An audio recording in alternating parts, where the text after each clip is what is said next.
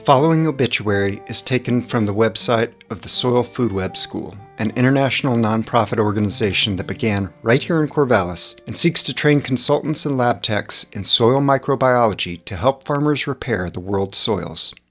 Elaine Ingham, groundbreaking microbiologist and a leader in the regenerative agriculture movement, died on Monday in Fort Mill, South Carolina, with her husband by her side.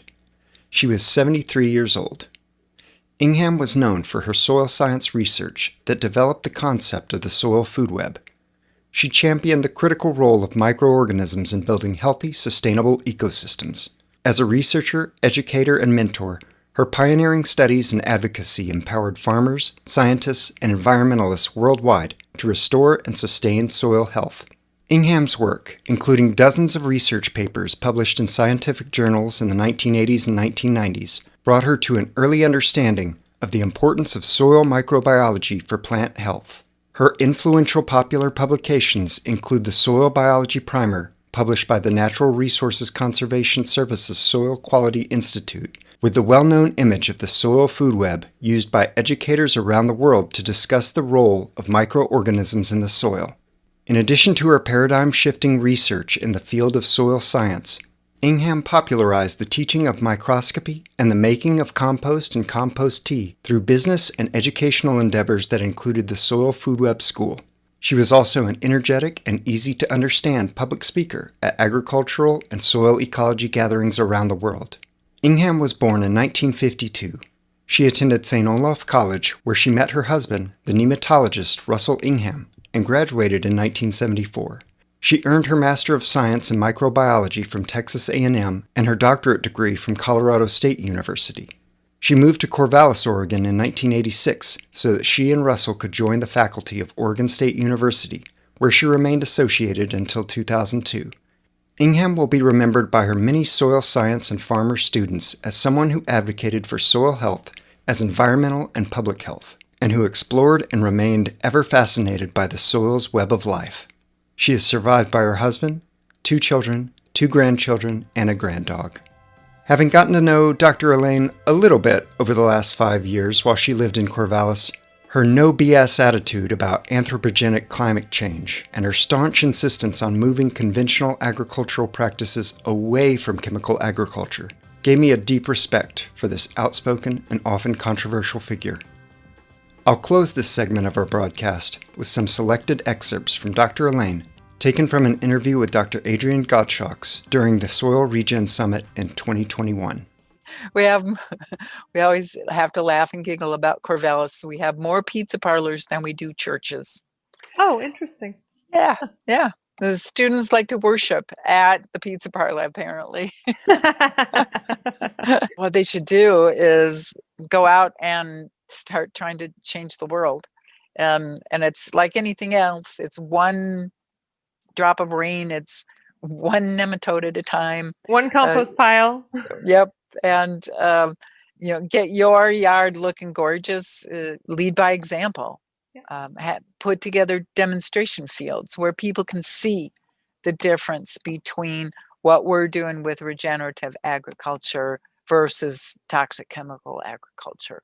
It's like all of my neighbors have sometime or another through the years have come over and they look at my lawn and they say, you don't ever put anything on your lawn. Mm-hmm. And it just grows and you don't have any weeds. Mm-hmm. Why? Well, here's the reason.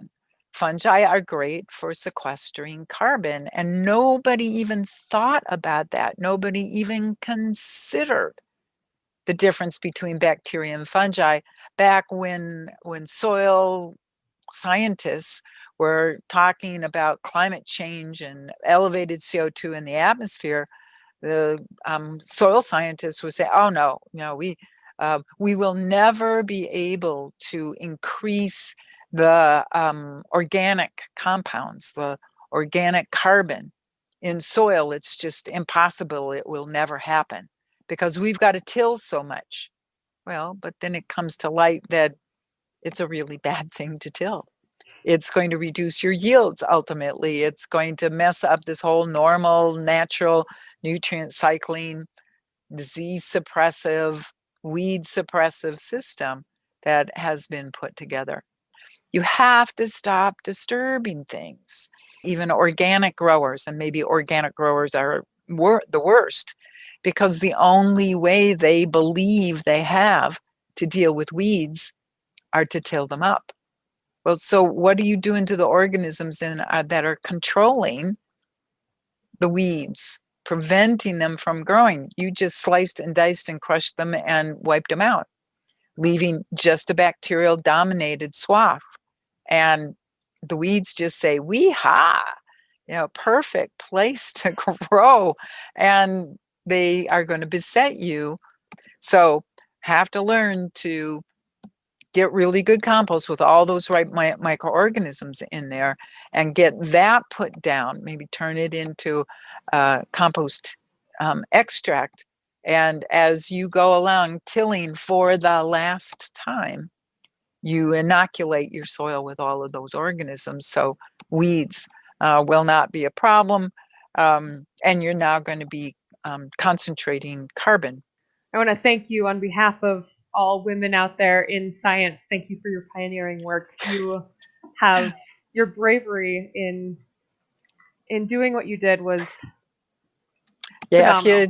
If you asked me now, would you have done that, Elaine? Would you have forged ahead and just kind of, I don't care, my principles are more important than making huge amounts of money? I think I would still do it. It's just when, thinking back on the number of times you burst into tears as soon as you walked into the women's room, that. Yeah, I know that. Mm-hmm. So it wasn't fun, but how you have no choice really when you're trying to think of your own integrity. The goal in life is not to be a multi-billionaire. Mm-hmm. The most unhappy people I know are those people. How many multi-billionaires do you know? And can you? A number. Oh, okay. Cool. Yep. I've been around. That's fair. So they're not typically happy. Now, right. They can command people, and sometimes that satisfies them, but they're generally not happy. I've been there at the lead of a whole part of science, and it's a lot more fun now when there's communities of people around me that understand, and we're working together, and we're the discoveries that we're making all the time, and there's so much left to learn.